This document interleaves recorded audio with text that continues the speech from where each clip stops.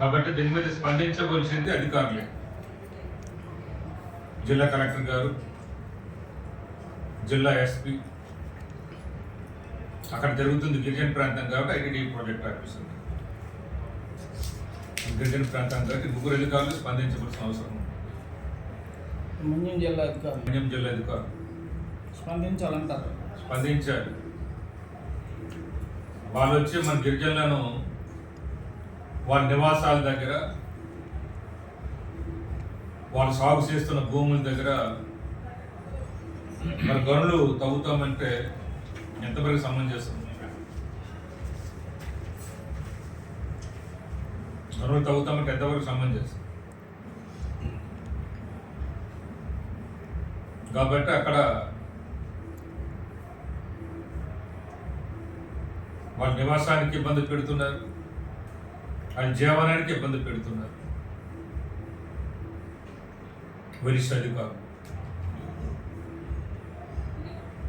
కాబట్టి జిల్లా కలెక్టర్, జిల్లా ఎస్పీ, ఐటీడీ ప్రాజెక్ట్ ఆఫీసర్ వరిష్ఠ అధికారులతోనే మాట్లాడాలి, అవన్నీ ఆఫ్ చేయాలి.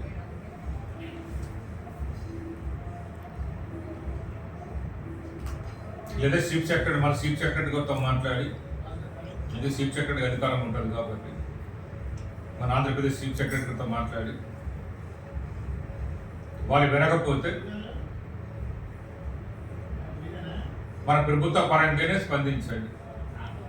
అందుకే చీఫ్ సెక్రటరీ గారు అంటాను, చీఫ్ సెక్రటరీతో మాట్లాడి ప్రభుత్వ పరంగా స్పందించాలి. ఏం చేయాలి, ఎలా చేయాలి అనేది, మన గిరిజనులకి మేలు చేయాలి, మన గిరిజనులకి మంచి చేయాలి, మన గిరిజనులకి న్యాయం చేయాలి అంటే ఏం చేయాలి, ఎలా చేయాలి అనేది వాళ్ళు స్పందించాలి.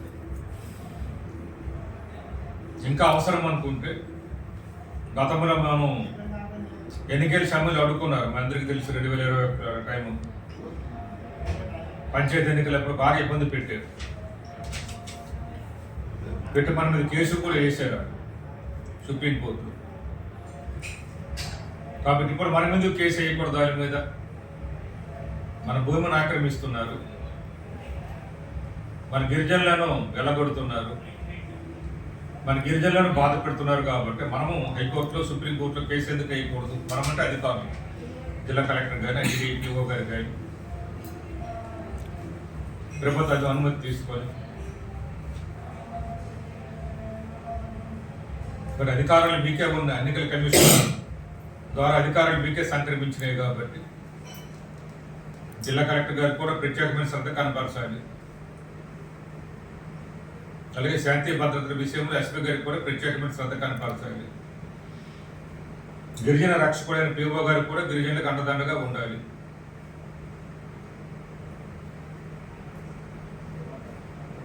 ఉపేక్షిస్తున్నది వాళ్ళు ఇంకా ఉరుమి మీద పెట్టినట్టుగా ఉంటుంది అన్నమాట. మనం శాంతికాముకము, శాంతంగా ఉంటాం, వాళ్ళతో స్నేహం కోరుకుంటున్నప్పుడు కూడా ఒరిస్సా వాళ్ళు రెచ్చిపోతున్నారు. అట్లా ఒరిస్సా